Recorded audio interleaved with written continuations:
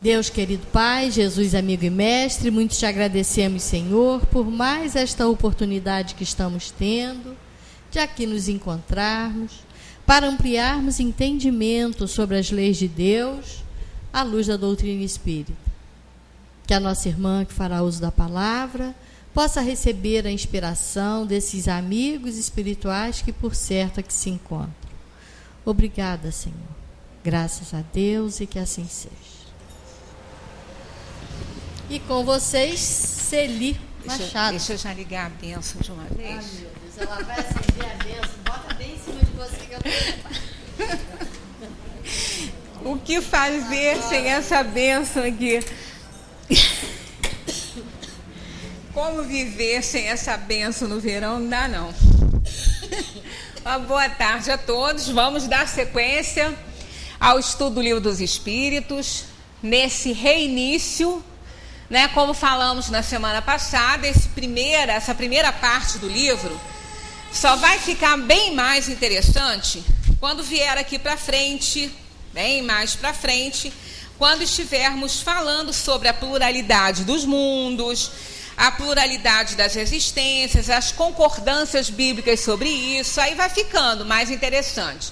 Mas esse início realmente fica mais parecendo aula de biologia, química, física, e não é minha praia, né? Não é minha praia, mas vamos lá. Na questão 21, Kardec pergunta se a matéria existe desde toda a eternidade, como Deus, ou foi criada por Ele num certo momento. E eles aqui reafirmam a ideia de que nós não podemos conhecer o princípio das coisas, quando eles respondem assim, só Deus o sabe. Né? Então, são coisas que não adianta muito a gente ficar ali esmiuçando e preocupado, porque tem muito mais coisa importante aí para a gente fazer, do que ficar questionando aquilo que nós ainda não podemos alcançar.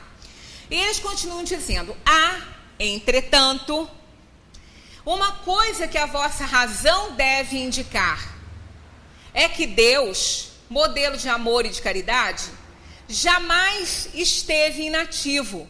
Qualquer que seja a distância a que possais imaginar o início da sua ação, podereis compreendê-lo um segundo na ociosidade? Quer dizer, por mais tempo aqui e ali, por mais que a gente imagine, o que nós não podemos fazer é compreender Deus ocioso, né? Porque Ele trabalha sempre. Aliás, a filosofia, alguns pesquisadores de Deus, não o Deus religioso, mas o Deus que criou esse universo, eles chegaram à conclusão que o universo é fruto do pensamento divino. Então, ele não pode parar nem de jeito nenhum de fazer nada, né? Porque senão, se ele por um momento descansasse, o universo desapareceria, né? Já que é fruto do pensamento dele. Define-se geralmente a matéria como aquilo que tem extensão, que pode impressionar os sentidos e é impenetrável. Essa definição é exata? Eles respondem, do vosso ponto de vista, sim, porque só falais daquilo que percebeis, mas a matéria existe em estados que não conheceis, e ela pode ser, por exemplo, tão etérea e sutil, que não produza nenhuma impressão aos vossos sentidos. Entretanto, será sempre matéria, embora não o seja para nós, para vós. A matéria, como ela é uma transformação, que a gente vê, é uma transformação do fluido cósmico universal, esse fluido que os espíritos utilizam para interagir com a matéria, ela pode estar num estado totalmente etéreo e imponderável. Isso quer dizer que ela não pode ser medida, ela não pode ser pesada, ela não pode ser trabalhada como nós fazemos, né? E do seu estado mais grosseiro, que é o estado de matéria mesmo, que nós vemos, impressionáveis né, o estado impressionável pelos nossos sentidos, aí sim ela é ponderável.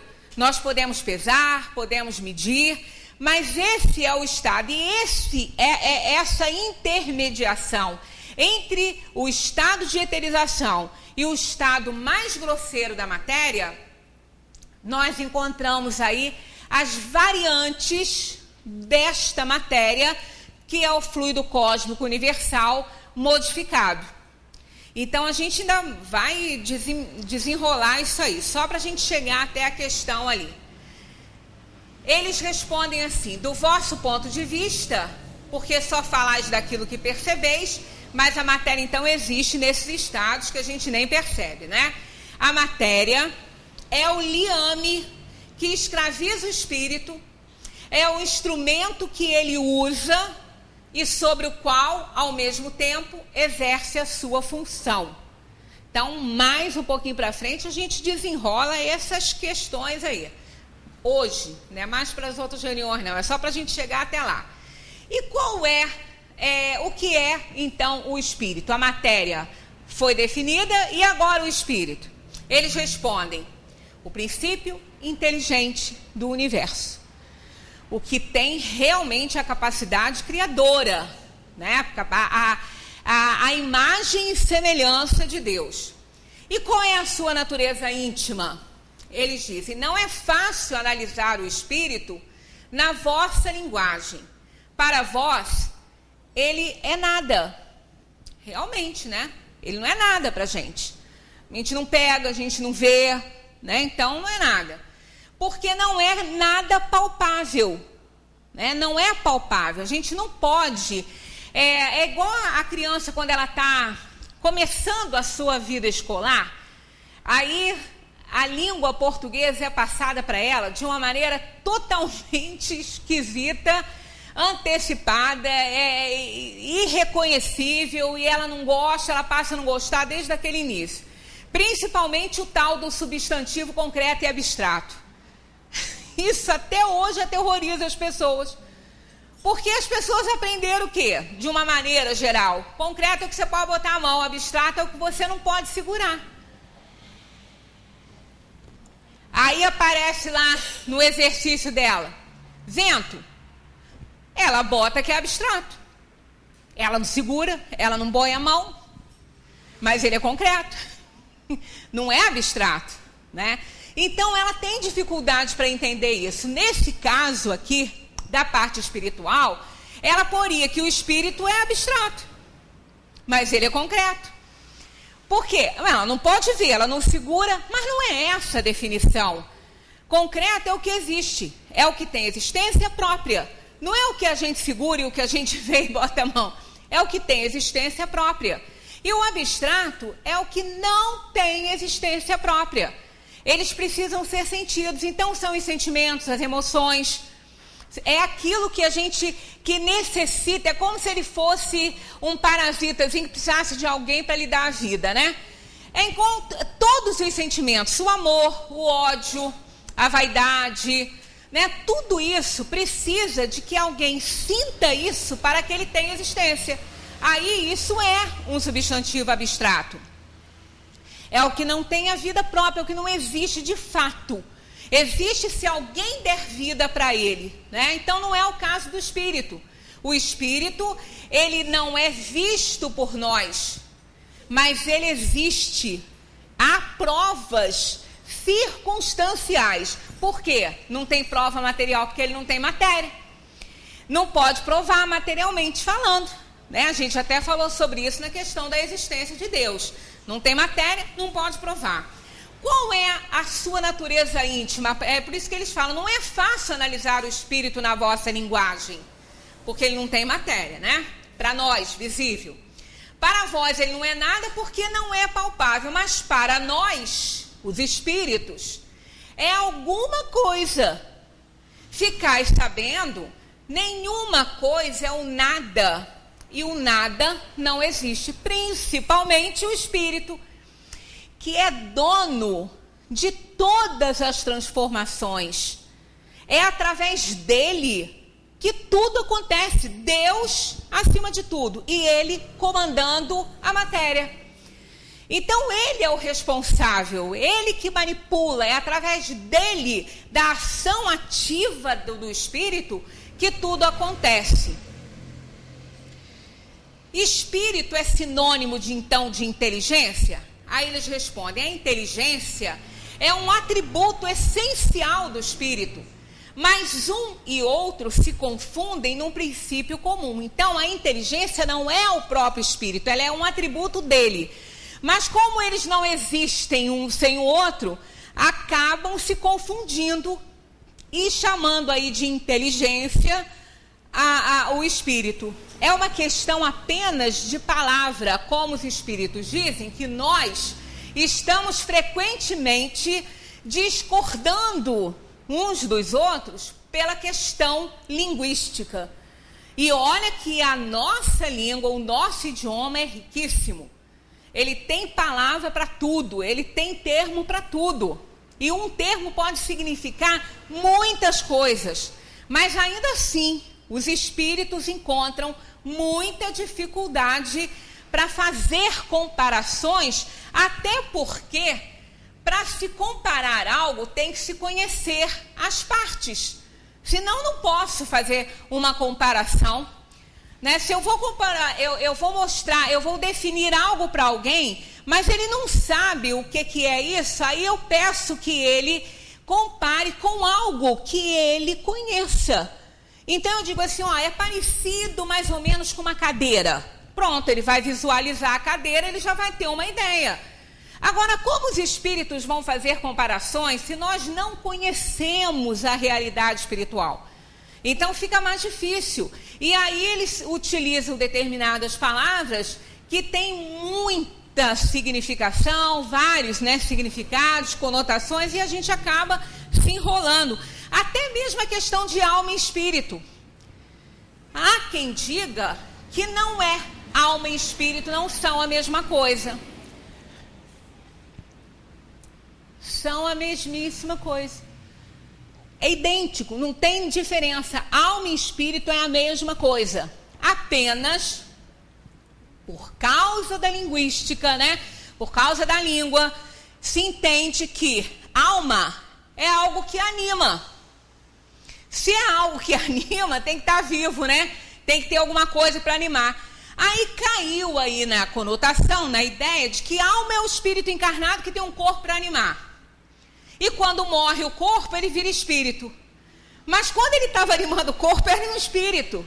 Então não há diferença. É uma questão de idioma, de língua, de palavra, né? Aí os próprios espíritos aqui na introdução do livro dos Espíritos falam isso, como queiras. Se acha que alma é o espírito encarnado, fica sendo espírito encarnado, não muda nada. Né? Não muda nada na história, não muda nada na significação, e não muda nada na lei universal. Isso aqui não muda.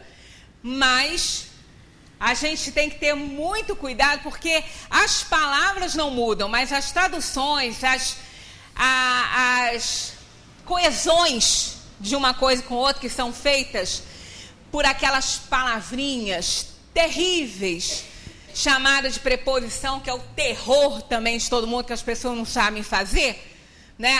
Não sabem colocar isso, por isso que não aprende regência verbal, porque não sabe usar preposição. Aqui, no livro dos Espíritos, tem uma frase famosa, que inclusive Zé Manel usava muito, e eu também passei várias vezes por ela, e não atentei pela preposição que está ali. A tradução está errada. Quando, para fazer esse trabalho aqui, eu fui ler isso com mais atenção, eu vi que a tradução ali tem um erro na preposição. E vocês vão concordar, porque é real, é fato, é comum. Só que foi feito errado. Não tem lá a frase? Do átomo, a evolução do átomo ao arcanjo, porque ele mesmo começou por ser átomo? Pois é, esse por está errado. Quando a gente... Por significa através de, pelo, através. Então, uma pessoa que auxilia outra para ter um conhecimento, e essa pessoa evolui, ela evoluiu através de fulano que a auxiliou, que a ajudou. Foi um auxílio. Então, pelo átomo, daria a ideia de que o átomo, foi através do átomo que o arcanjo chegou onde está, que houve a evolução dele. Mas não foi através dele, foi dele. Não é através, é dele. É diferente, muito diferente. Então, do átomo ao arcanjo, porque ele mesmo começou por ser átomo, ele começou através do átomo? Não. Ele começou do átomo. Foi dele que ele começou. Então, essa diferença é fundamental na compreensão dessa frase. Na compreensão desse axioma importante aí dentro da evolução do princípio, né, da matéria e do princípio... não do princípio espiritual, mas já, né, ali é até do princípio espiritual, que começou lá embaixo no reino dos minerais, né, e foi até o reino, passou pelo reino nominal e chegou à angelitude. Então, palavras não fazem, às vezes, muitas diferenças na significação, mas a coesão delas faz muita diferença para a gente compreender as coisas. E essa questão aí tem esse fator aí que realmente faz uma diferença muito grande na compreensão dessa questão da evolução. Então, não importa que a gente fale que alma não é espírito, que alma é o espírito quando ele está encarnado, não importa, isso não vai mudar nada. Continua sendo alma, espírito, e desencarnado também, podemos usar como alma, sim. Né? Podemos usar como alma, ela porta aí um corpo espiritual, semimaterial, de qualquer maneira ela está lembrando alguma coisa. Porque ninguém vê o espírito, ninguém vê. O que nós vemos é o corpo espiritual, que não deixa de ser semimaterial, cujos fluidos ela está lembrando. Então, de qualquer maneira, tanto faz encarnado quanto desencarnado, alma ou espírito, dá no mesmo, é a mesma coisa aí. Então, espírito, então, é sinônimo de inteligência? Não, é apenas um atributo dele que acaba sendo confundido um pelo outro, porque não há espírito sem inteligência, né, e nem inteligência sem espírito. O espírito é independente da matéria ou não é mais do que uma propriedade desta? Como as cores são propriedades da luz e o som uma propriedade do ar? Resposta: são distintos. Claro, imaginemos, se o espírito ia ser uma propriedade da matéria, ele é a força viva que faz a modificação da matéria. É ele que manipula os fluidos. Então, como que ele seria uma propriedade da matéria? E nem a matéria é propriedade dele. São coisas diferenciadas. Esta união é igualmente necessária para a manifestação do espírito? Por espírito, entendemos, está escrito aqui, o princípio da inteligência, a abstração feita das individualidades designadas por esse nome. Aí olha o que eles dizem: é necessária para vós, porque não estáis organizados para perceber o espírito sem a matéria. Vossos sentidos não foram feitos para isso. Então, nós não conseguimos visualizar os espíritos sem a matéria. Ele é uma chama, ele não é visível, não é para nós, e nós não o identificaríamos. É por isso que quando o espírito desencarna, ele leva o corpo espiritual, confeccionado dos fluidos do planeta que ele reencarnou, e permanece com ele até que ele mude de plano, que ele vá para um outro planeta, cujos fluidos sejam totalmente diferentes, e que ele, então, os que ele tem aqui não serve para nada. Aí ficam aqui os fluidos, e ele vai tomar um perispírito com o material do planeta que ele vai reencarnar. Mas em qualquer momento que ele precisar de se fazer visível aqui na Terra, ele vai manipular novamente os fluidos do planeta, vai formar um corpo espiritual para que ele possa interagir na matéria e se fazer visível para todos nós. Nós vemos o perispírito, não vemos o espírito sem a matéria. Aí Kardec pergunta: pode-se conceber o espírito sem a matéria e a matéria sem o espírito? E eles dizem: pode-se, sem dúvida, pelo pensamento. Só através do pensamento que nós podemos conceber a alma sem a matéria, e a matéria sem a alma a gente está visualizando. Apenas aquelas que nós não podemos provocar, que não podem provocar nossos sentidos, é que a gente não pode ver. Aí vem, portanto, a pergunta que nós vamos desenvolver ali com as nossas folhinhas para ajudar, porque realmente é importante a gente saber, mas às vezes a gente acha um pouquinho difícil compreender essa questão aí. Haveria, assim, dois elementos gerais do universo, a matéria e o espírito? Eles respondem de início: sim. E acima de ambos, Deus, o Criador, o Pai de todas as coisas. Essas três coisas são o princípio de tudo que existe, a Trindade universal. Mas ao elemento material é necessário ajuntar o fluido universal, que exerce o papel de intermediário entre o espírito e a matéria propriamente dita. O espírito é muito quintessenciado, é energia.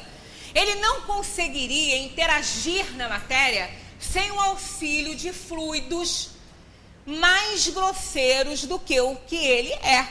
Não tem como ele interagir diretamente na matéria sem o auxílio dos fluidos. Por isso que os elementos são o espírito e a matéria.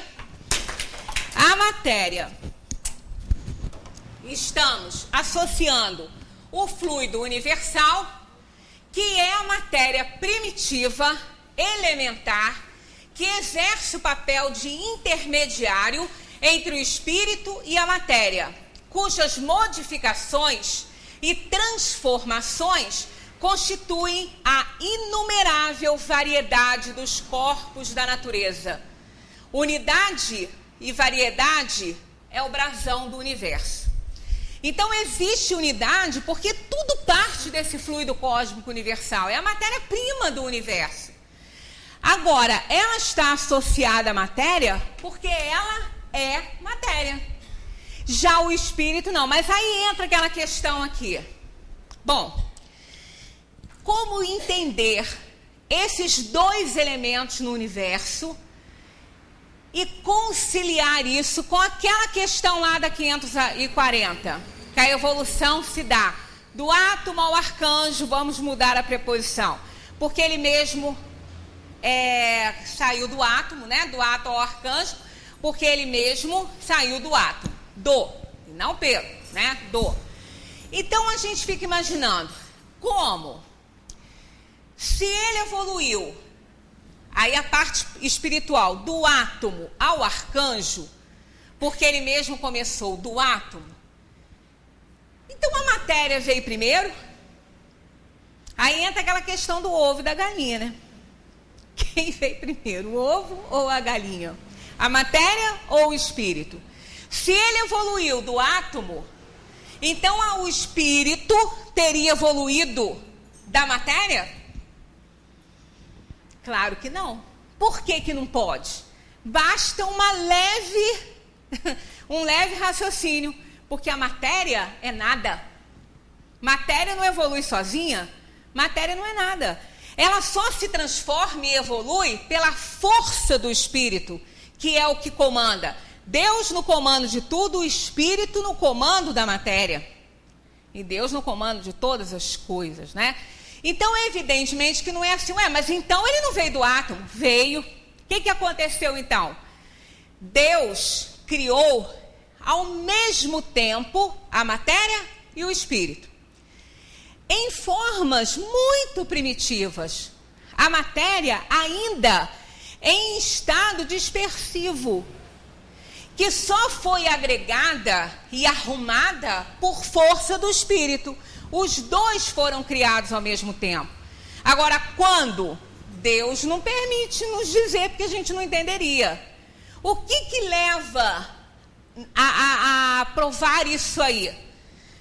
A questão aqui, no finalzinho dessa, esse fluido universal, ou primitivo, ou elemento, queiramos dar o nome que a gente quiser dar, sendo o agente de que o Espírito se serve do fluido cósmico universal. Ele manipula isso, é a matéria dele de trabalho. É o princípio, olha só, prestando bem atenção nesse último parágrafo. É o princípio sem o qual a matéria permaneceria em perpétuo estado de dispersão.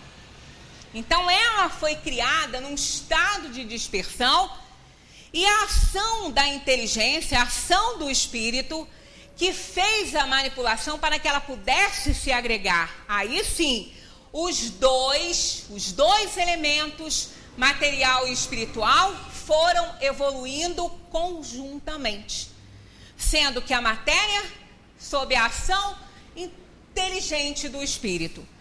Então não é difícil da gente compreender isso. A princípio a gente olha, a gente acha que não consegue entender, mas consegue, né? Olhando por esse lado, consegue. Os dois foram criados ao mesmo tempo, só que a matéria em estado dispersivo, precisando de uma força inteligente para fazer a sua agregação. Aí sim, os dois vieram evoluindo através de todos os reinos da natureza. O espírito sendo desenvolvido pelo princípio espiritual e a matéria sendo transformada pela força do espírito. Com a diferença que a matéria se transforma, mas o espírito acumula experiências. Ele não se transforma, ele acumula experiências e a matéria se transforma. Então a gente vê a superioridade do espírito sobre a matéria, que não é uma transformação, é um acúmulo de experiências na sua caminhada evolutiva do átomo até o arcanjo, porque ele mesmo começou do átomo, né? E não através, e não pelo, e sim do. Então isso não é difícil da gente compreender. Esse fluido cósmico universal, ele assume dois estados distintos, o de eterização ou imponderabilidade, que a gente comentou, e a materialização ou ponderabilidade, que pode ser pesado. Ele se transforma. Isso aqui é uma transformação do fluido cósmico universal. Tudo que existe. O ponto intermediário entre a eterização e a materialização é o da transformação do fluido em matéria tangível. Então aqui, nesse meio, ele vem sendo sim manipulado, transformado pelos espíritos, porque ele é matéria, então ela vem sendo transformada, e aí sim, desde a eterização até a matéria mais bruta. Os fluidos mais próximos da materialidade e menos puros compõem o que se pode chamar de atmosfera espiritual da Terra. Então, os mais pesados são feitos, né, compõem aí a atividade espiritual da Terra. A Terra é um planeta ainda inferior. Ela não é um planeta bom, regenerador. Ela serve de escola para os espíritos em redenção. Aqueles que são ainda espíritos errantes, que precisam de reencarnar para fazer o seu resgate, a sua redenção, através das expiações ou das provas. Normalmente, as duas coisas juntas. Porque não só o espírito devedor precisa expiar alguma coisa, quanto ele precisa provar também que ele já está melhor, que ele já aprendeu alguma coisa. Isso nós aprendemos na espiritualidade, no estado de erraticidade. É aquele entre uma encarnação e outra. Mas só podemos provar que aprendemos, e aprendemos com muito mais facilidade, sem a couraça da matéria, nós aprendemos com muito mais facilidade quando nós estamos sem isso, mas só podemos provar quando estamos no mundo material, com todas as pressões, com tudo que ocorre, né, com todos os apelos de um mundo material, a nossa inferioridade, que a gente acaba gostando disso tudo, né? A gente reclama dessa terra, mas gosta dela, ninguém quer sair, né? Ninguém quer ir embora. Ah, mas esse mundo está assim, está assado, mas ninguém quer sair dele. Nós queremos ficar. Até porque nós gostamos dele, né? Nós gostamos da vida e gostamos desse planeta aí, que é a nossa casa, ainda que temporária. Então, esses fluidos, né? Os fluidos, eles podem ser materiais ou fluidos espirituais, que são características dos espíritos. E os materiais, características da matéria, já que nós temos esses dois elementos, o espírito e a matéria.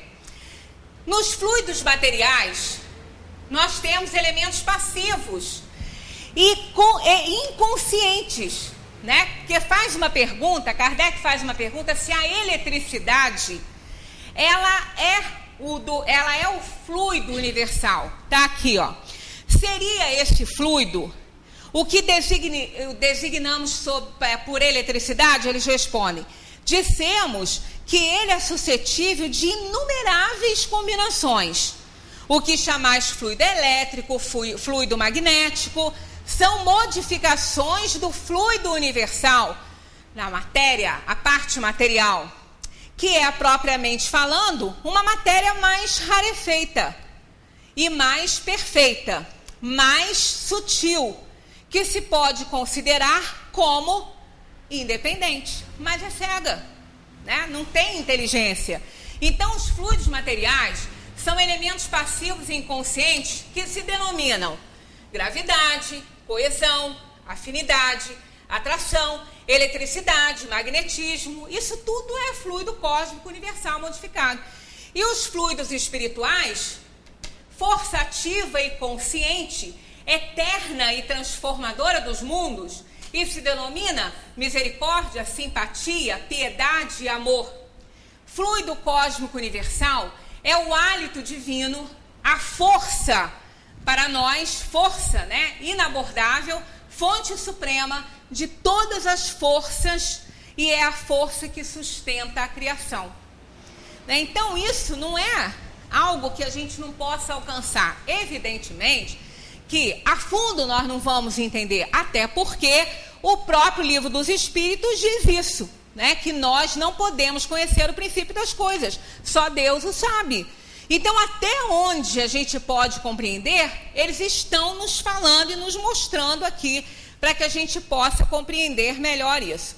Sendo o Espírito em si alguma coisa, não será mais exato e menos sujeito a confusões designar esses dois elementos gerais pelas expressões matéria inerte e matéria inteligente, já que eles falaram que o espírito é matéria, mas a matéria não para nós, mas para eles é alguma coisa. E já que eles falaram que o nada não existe, que sempre é uma matéria, então o espírito seria uma matéria quintessenciada no seu mais alto grau, que é o da energia.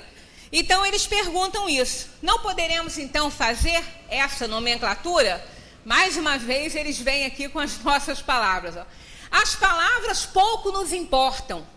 Cabe a vós formular a vossa linguagem, de maneira a vos entenderdes. Vossas disputas provêm quase sempre de não vos entenderdes sobre as palavras, porque a vossa linguagem é incompleta para as coisas que não vos tocam os sentidos. O que não nos toca os sentidos, nós não podemos ver. E se não podemos ver, a gente não tem como designar, rotular, nominar. A gente não conhece, não sabe, né? E Kardec, então, faz um comentário sobre essa questão. Um fato patente domina todas as hipóteses. Vemos matéria sem inteligência e um princípio inteligente independente da matéria. Isso é fato. né? Essa mesa aqui não tem inteligência, né? Então ela é uma matéria sem inteligência. Mas por outro lado, nós vemos uma matéria que carrega um pouco de inteligência. Qual? A nossa. A matéria orgânica, manipulada, adaptada à inteligência do espírito, porque ele que fez essa intelectualização. Tanto que aqui nessa questão, ó, Kardec pergunta, acho que nem é aqui, depois eu chego nela, mas vamos continuar o comentário de Kardec. A origem e a conexão dessas duas coisas não são conhecidas por nós. Então, quando foi que elas se juntaram, nós não sabemos. Isso aí Deus é quem sabe. A gente não é capaz de compreender o momento dessa conexão. Mas houve, tanto houve que ela que faz a evolução da matéria, essa força inteligente que é o espírito. A origem, então, não podemos conhecer. Que elas tenham ou não uma fonte comum e os pontos de contato necessários, que a inteligência tenha existência própria, ou que seja uma propriedade, um efeito, que seja mesmo, segundo a opinião de alguns, uma emancipação da divindade, é o que ignoramos. Então, nós não conseguimos ainda compreender esse fato. Elas nos aparecem distintas, e é por isso que as consideramos formando dois princípios constituintes do universo. Porque elas parecem para nós distintas. Claro, quem confunde uma mesa com um espírito? Com uma inteligência? Ninguém. Né? Só quando ela está associada à matéria orgânica, que aí fica mais complexo. Porque ela está associada à matéria orgânica. Então, ela está intelectualizada, né? Essa matéria está intelectualizada pelo espírito. Vemos, acima de tudo isso, uma inteligência que domina todas as outras, que as governa, que delas se distingue por atributos essenciais. É a esta inteligência suprema que chamamos Deus. Então, Deus está acima de todas as coisas, controlando, criando e controlando o desenvolvimento e a evolução dos princípios elementares do universo criados por ele, o espírito e a matéria, que são coisas tão distintas que nós, na nossa parca inteligência, a gente consegue definir o que é matéria e o que é espírito, pelo menos na forma mais primitiva para nós, né? Mais inferior para nós podermos observar. Na questão 25, Kardec pergunta: o espírito é independente da matéria ou não é mais do que a propriedade dela? Aí eles dizem: há uma necessidade, portanto, de fazer essa união para que a matéria seja intelectualizada. Aí a gente fala, mas como? Então a matéria vai pegar a inteligência? Ela vai adquirir inteligência só quando ela estiver muito evoluída. Do jeito que nós conhecemos, não. Mas como então isso? Bom, num dos livros do Simonetti, que eu nem sei qual é, mas eu já observei, já li essa comparação que ele fez, e foi muito boa para a gente entender isso, o que seria intelectualizar a matéria, para a gente poder entender. Ele compara o espírito e a matéria com a bicicleta e o ciclista. E é fácil da gente entender. O que é a bicicleta? A bicicleta é uma matéria. É um material que está lá, encostado na garagem de alguém, quietinho lá. O que acontece com ela quando chega alguém que pega essa bicicleta, que sabe andar, que eu não sei, é uma frustração na minha vida, eu não sei andar de bicicleta.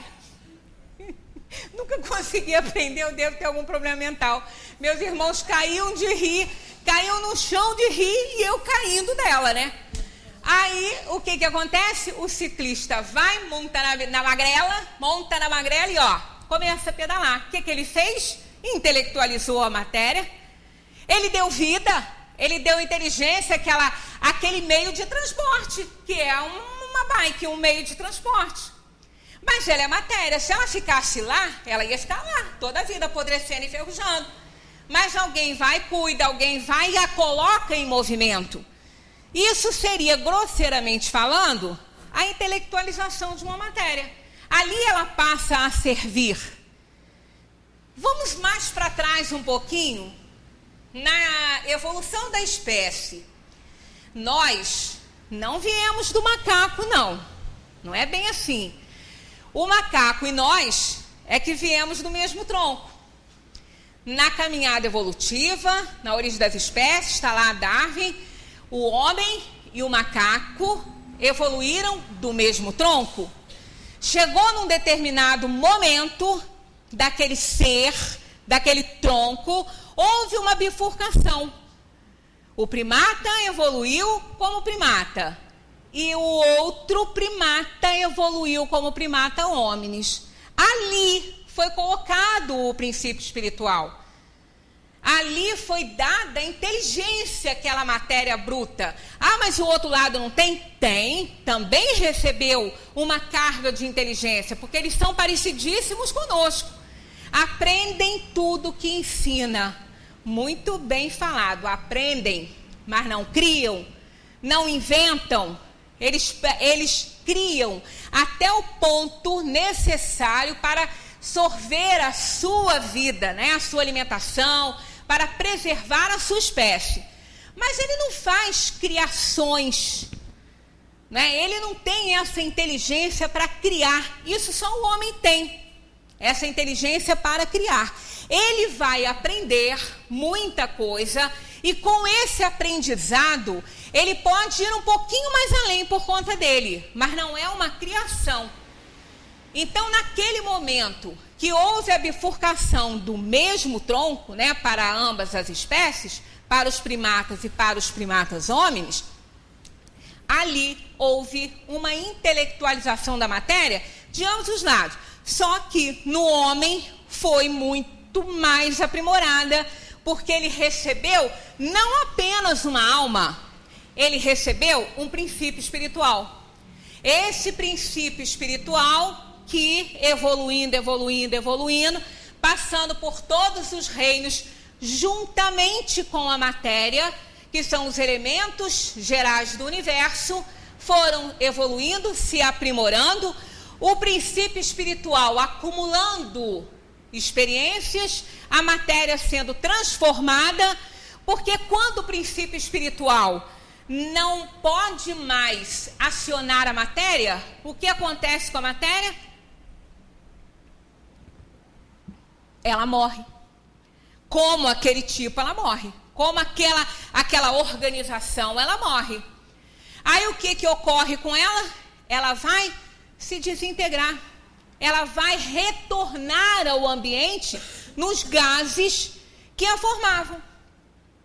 Então, por isso que falamos que a matéria, ela se transforma. Mas isso não acontece com o espírito.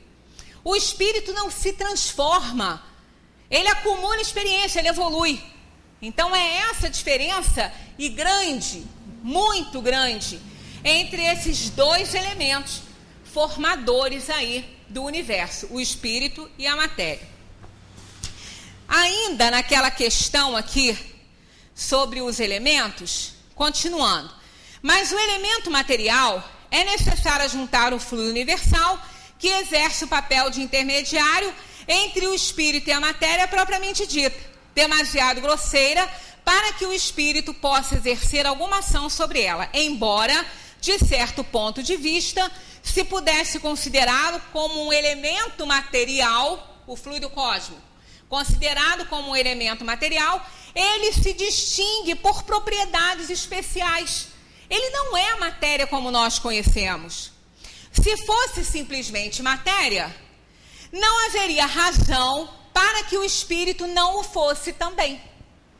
Né? Se fosse simplesmente matéria, o espírito também seria simplesmente matéria. Mas ele não é matéria quintessenciada, chegando à forma da energia. É fluido como a matéria, suscetível em suas inumeráveis combinações com esta e sob a ação do Espírito de produzir infinita variedade de coisas, das quais não conheceis mais do que uma ínfima parte. Esse fluido universal, ou primitivo, ou elemento, sendo aquilo que a gente já leu, né? O agente de que o Espírito se serve, é o princípio sem o qual a matéria permaneceria em perpétuo estado de dispersão e não adquiriria jamais as propriedades que a gravidade lhe dá. Então seria aquela matériazinha imponderável, sem nada criar, sem nada formar, porque não teria a ação da inteligência, a ação do Espírito. Sendo o Espírito em si alguma coisa, não seria mais exato, então, a gente achar que a matéria inerte e matéria inteligente, de acordo com o que quiser. Porque realmente a matéria inerte é a matéria, associada ao fluido cósmico universal. E a matéria inteligente, já que o Espírito, alguma coisa ele é, seria a matéria quintessenciada, a matéria inteligente. Então vai cair na mesma coisa, espírito e matéria. Só uma questão de palavras. A ponderabilidade é atributo essencial da matéria, quer dizer, só ela pode ser pesada, né? Só ela pode ser medida. Eles dizem, da matéria como a entendeis, sim, mas não da matéria como considerada como fluido universal. A matéria etérea e sutil que forma esse fluido é imponderável para nós, que ela é aquele estado de eterização que está ali, né? Mas nem por isso deixa de ser o princípio da vossa matéria ponderável. Então esse fluido cósmico universal que não pesa, que é essenciado, é etéreo, né? Que é o que preenche o universo, ele manipulado pela força do Espírito, pelo movimento que o Espírito dá a ele toma várias formas, inclusive a dessa mesa que se encontra aqui, né? Então ele é manipulado, ele é selecionado ao material de cada planeta para que ele possa ser manipulado, transformado. Então o fluido cósmico universal seria a argila dos espíritos, digamos assim. A gente, quando pega um pedaço de argila, a gente faz muita coisa com ela, né? Faz bichinho, faz jarrinha, faz muita coisa com ela. Mas ela também pode ficar lá, no bolinho lá guardada, e não ser transformada em absolutamente nada. Ali ela estaria no seu estado primitivo, e quando ela é manipulada pela mão do olheiro, ela passa a ser mais individualizada. Ela passa, inclusive, há até uma teoria que a argila tem um pouco aí digamos assim, de autonomia, né? A argila, ela é uma das matérias mais importantes que nós temos de modificação do fluido cósmico. Não é à toa que ela foi simbolizada na Bíblia como sendo um material do homem, do corpo, né? Que Deus fez da argila o homem. Então não é por acaso que ainda tem essa associação conotativa aí. Ela é dos materiais mais manipuláveis e mais importantes aí desse fluido aí modificado, né? A ponderabilidade é uma propriedade relativa, né? Não pode ser absoluta, ela é relativa. Fora das esferas de atração dos mundos, não há peso. Da mesma maneira que não há alto nem baixo. Então, no vácuo, quando a gente vê os astronautas, eles ficam voando, não tem peso, né? Os gordinhos adoram isso, né? Porque ali não vão ser pesados, né? Levinhos, vão volitar, né? Vão flutuar. Porque isso é fora da esfera da gravidade, da força gravitacional da Terra. O que prende a gente aqui, o que dá peso às massas, é a força gravitacional.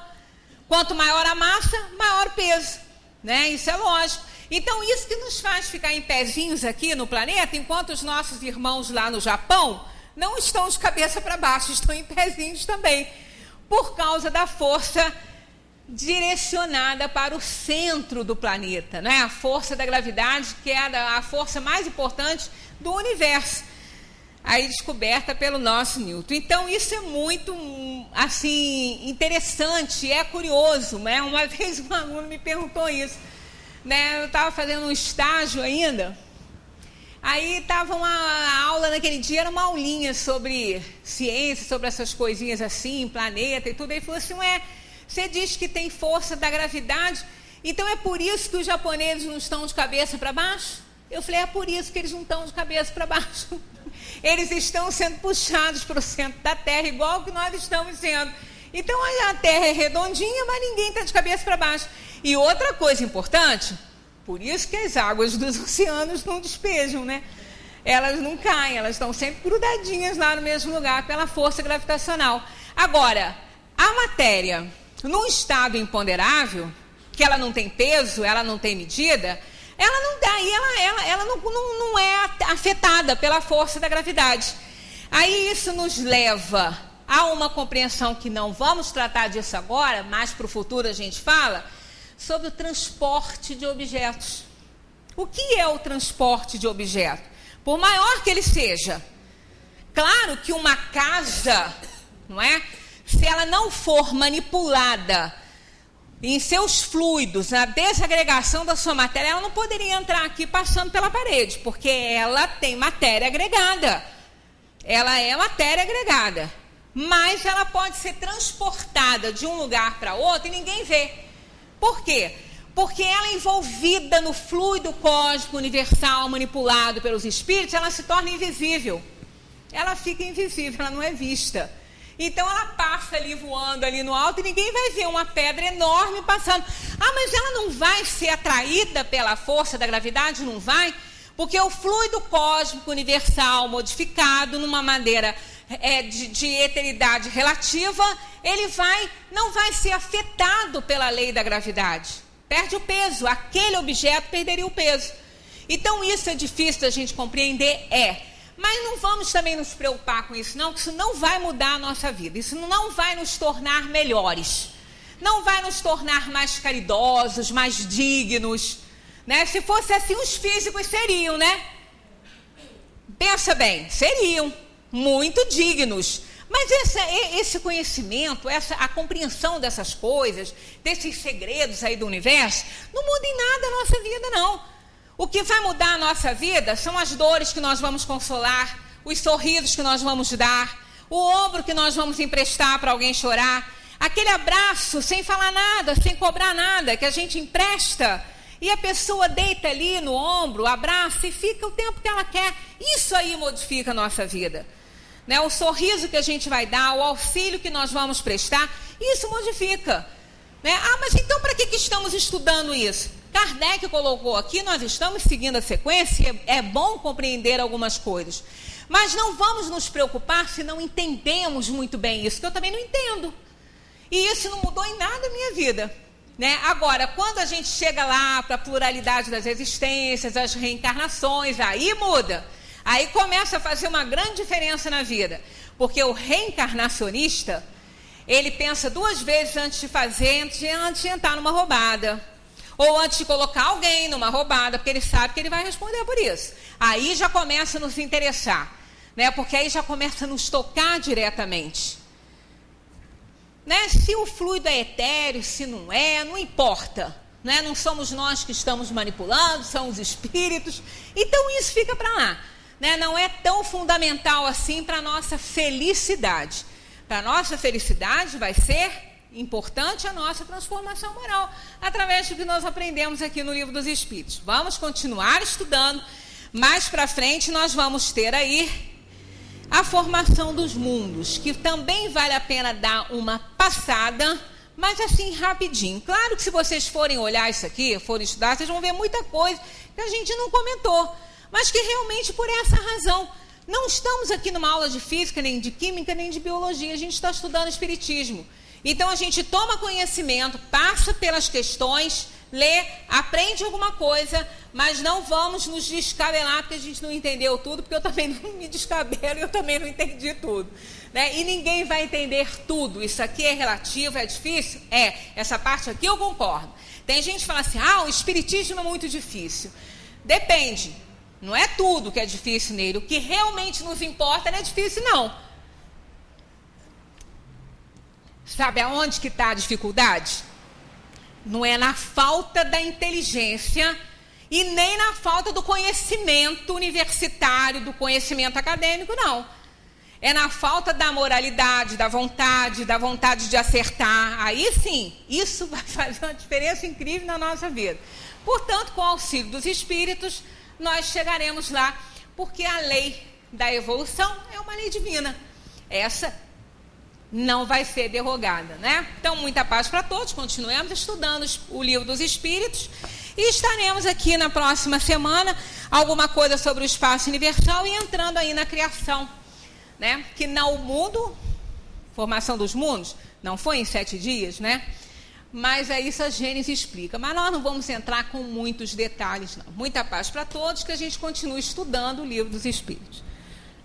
Quem está tendo a oportunidade de acompanhar, né, desde a questão 1 até a 20ª ou 30ª, alguma coisa que nós já estamos, então vai ser importante, que vai montando, né, um aprendizado assim com bases sólidas, né, com base aí no livro dos Espíritos. O nosso aniversariante do mês, né? 156 anos, vai fazer agora dia 18. Isso aí. Então é uma criança em termos espirituais.